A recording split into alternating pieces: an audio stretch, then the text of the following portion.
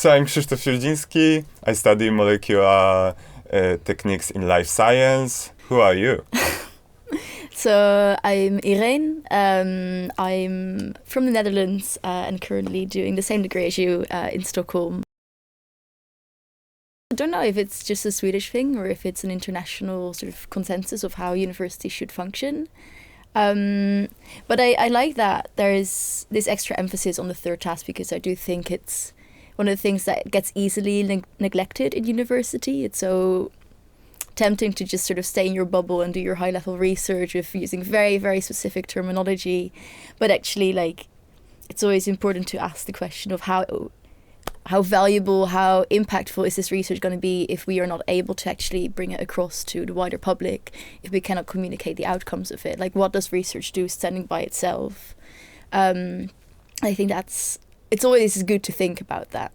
I remember the word, I think a lot of scientists that later tried to also spread the word and maybe become activists even, the term they use is documenting the catastrophe. And maybe that's also like if you just document it and keep it in your own books that are supposed to be read by I don't know whom in 1,000 years. I think we often look to scientists for knowledge production, and that we feel like we're in a bottleneck of, we need to know more, we just need to do more research about how bad it is, and then we will see how bad it is and we will actually act. But I really do not think that knowledge production is the bottleneck at the moment. So then, is that still the most reasonable thing to ask from research, right? Science should be a lot about just acknowledging how uncertain we are and that we don't know stuff. But we have enough knowledge to know that if we don't act, there is much greater danger than if we do act.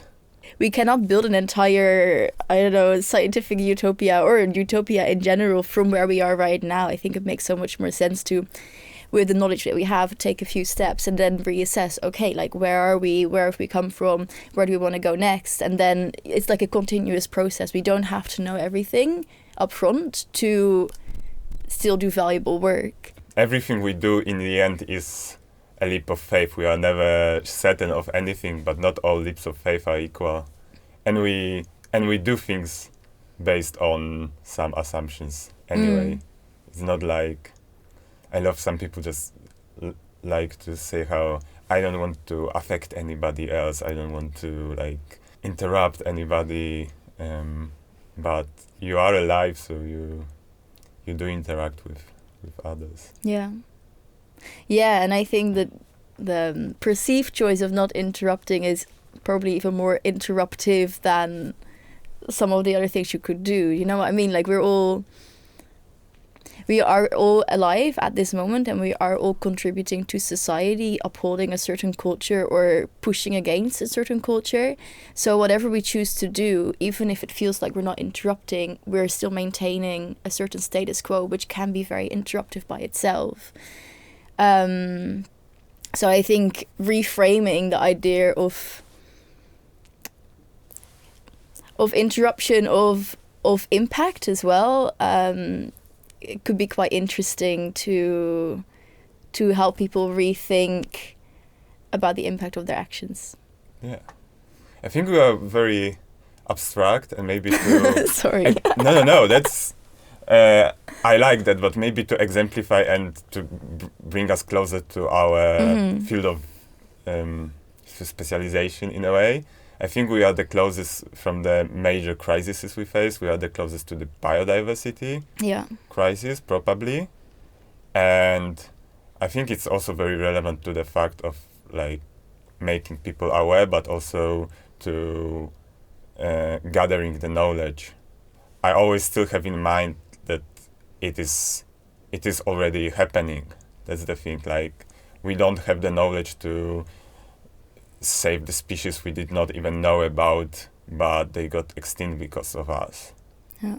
And I think it also really points to the limitations of just doing research and gathering it for technology or anything. I think in a way, a famous example really related to what we study quite closely is the idea of sequencing the genomes of species that will go extinct, and then thinking that we'll bring them alive or something like that. Peak techno-optimism. Yeah. I wish that we would get more education about, like, if we talk about the biodiversity crisis and so many species going extinct, I wish we wouldn't only learn about, okay, like, these are the numbers of the species, these are their genomes, this is how they all interact, these are our models, and these are the factors, but rather that we also learn, or like get more tools in critical thinking of, okay, like, what are some main drivers for these events to happen, right? Like, what are the systems that hold these practices in place that facilitate that this can just go on and on and on and on, even though we've known about it for so long. I mean, we're talking about Stockholm 50 years ago. We had our first environmental conference. That's honestly ridiculous, right? And we're still looking at, what about this species? What about this one other insect that it can play a really critical role in the ecosystem? Sure, that insect is very, very important, and I wish it would stay alive. But we're 50 years into this whole mess, and still we're talking about that. Like, obviously, there's bigger fish to fry here. And I think if we as students, to be researchers, to be activists, to be some people that play a critical role in society, wish to actually make an impact, we should learn about who are in power and what facilitates them in still getting away with such destructive behavior. And I wish it would be more intertwined, even in the hard sciences, that we don't see science as sort of a secluded thing that is free from any politics, but that we can actually acknowledge that our political force is acting on science and co-determining the impact and the output of research. Yeah, totally. Yeah, I think that's one of the idealistic ideas we have, that science can be pure and unaffected. But even if you would keep yourself, even if it would be possible to keep your mind super stringent and objective, which I don't believe is, it's still the questions we do address are affected by if not anything else, at least the funding. Yeah. But also what people think is important.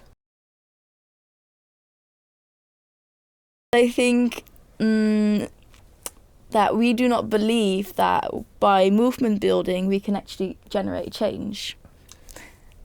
You don't think that by movement building? No, I believe so. I believe so. But I think what is missing is the historical knowledge, or like the commitment, the willpower, like truly, like the collective belief and determination that by movement building, through people power, we can produce change. Because the politicians, they know, the business people, they know, like the massive decision makers, they all know, but they are also in a complete,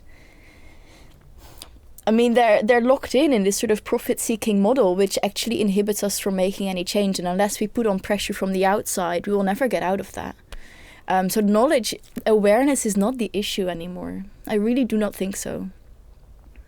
I'm also, we started talking about people in power, and I'm a bit ashamed we went for this low-tier tire, in my opinion, so like politics and economics, but really knowledge and culture is what drives societies in certain directions. So maybe I really like what you referred to, like just making these pockets of resistance, making your own movement community where you really live the change. In a way, like, for change to happen, one of the things you need to just start to show how you would live if it has happened, and just start living that way.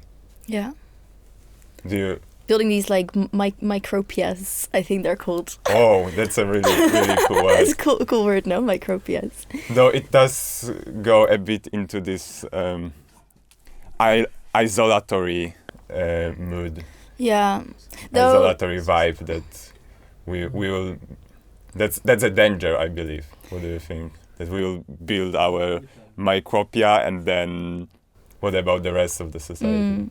Yeah, no, I think they need to coexist. You need to have the micropias where you can really refine these ways of living, and where you can actually start experimenting with alternative ways of life. But at the same time, you need the very, very active outreach to not get stuck in your little bubble, but to really build the masses, you know? Because yes, culture has power, but also there are so many backdoor deals that are being decided on by big money, and I think we need to have knowledge of that. So like who's got the ties in hands essentially, but also knowledge on how does change happen, right? Like who drives change? How can we drive that? And I think one really cool thing for students to know is that barely any revolution in history has started without students. Like students have been a critical force time and time again. And we need to start believing in our own power in that sense. Rather than thinking, all that needs to happen is we need to finish our studies and we get a good job, then we can empower ourselves and we're going to do it better. No, because we'll be locked into the same system as the people are right now. And we'll lose our ideology because in the end, we're partial products of our environment, aren't we?